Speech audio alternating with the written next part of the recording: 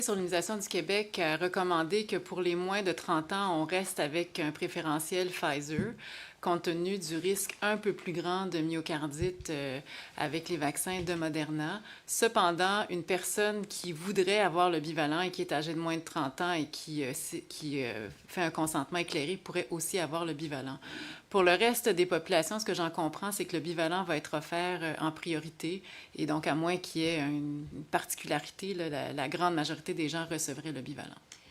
À ce moment-là, on estime qu'on devra jeter combien de doses? Est-ce qu'on a une idée de la valeur des doses qu'on va jeter ou est-ce qu'on peut même les donner à d'autres? Ben, c'est une bonne question et puis on va la prendre en délibéré puis on va pouvoir vous répondre, mais je n'ai pas de précision de ce côté-là. En fait, on n'a pas de données cliniques d'efficacité de ce vaccin bivalent-là. Les études qui ont été faites pour mener à l'autorisation du vaccin bivalent BA1 ont été purement des études d'immunogénicité. Donc, on a regardé la production d'anticorps chez l'humain. La question de ma collègue de TVA. Donc, en ce moment, vous ne savez pas ce que vous allez faire avec les vaccins qui seront non utilisés parce qu'il y en a quand même des quantités importantes? Je suis sûr qu'on le sait, mais moi, je ne le sais pas. Dans le sens qu'il y a une différence entre tout ce que je sais et ce que je ne sais pas. Ça fait partie de ce que je ne sais pas. Mais je suis sûr que quelqu'un le sait. Fait qu'on va vous répondre plus tard. D'accord, merci. Sinon, je voudrais juste savoir, vous avez parlé du vaccin contre l'influenza. Est-ce que vous pouvez nous donner les grandes lignes? Est-ce que si on reçoit le vaccin de la COVID et l'influenza, est-ce qu'il doit y avoir une période entre les deux? Est-ce qu'on peut les recevoir en même temps, le même jour? Est-ce que... En fait, on a recommandé une co-administration des deux. Donc, on a deux bras, on va en avoir un dans chaque bras.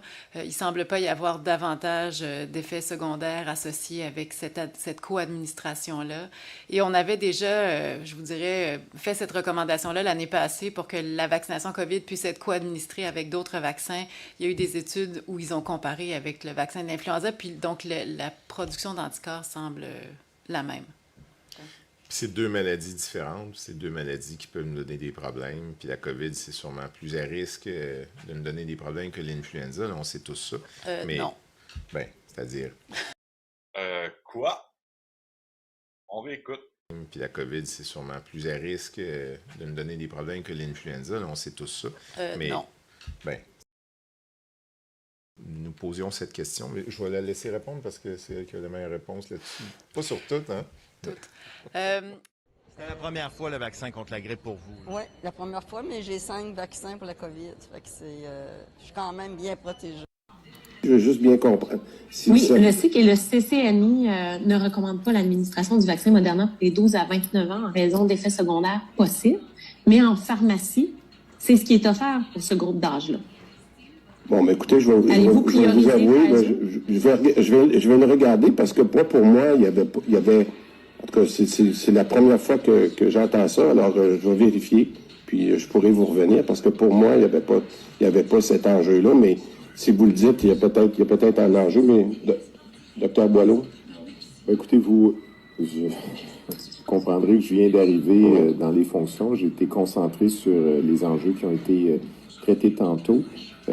Pour la vaccination, pour répondre à votre question, franchement, je suis surpris. Would argue, and this is well known, that the Quebec will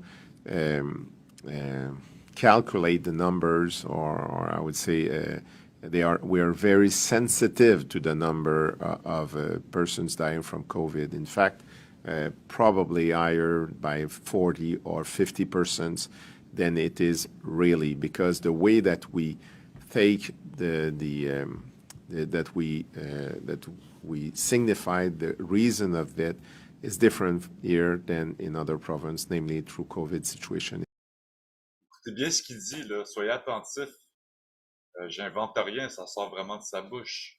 40 à 50% des décès reliés au COVID comptabilisés avec des gens qui sont morts d'autres choses, mais qui ont été testés positifs pour la COVID, mais ils ne sont pas morts de la COVID. 40 à 50%, vous imaginez? C'est pas rien, là. Very sensitive to the number of persons dying from COVID. In fact, probably higher by 40 or 50% than it is really, because the way that we take that we think was the Pfizer COVID vaccine tested on stopping the transmission of the virus before it entered the market? If not, please say it clearly. If yes, are you willing to share the data with this committee? And I really want a straight answer, yes or no, and I'm looking forward to it. Thank you very much. Regarding the question around, did we know about stopping immunisation before it's entered the market? No.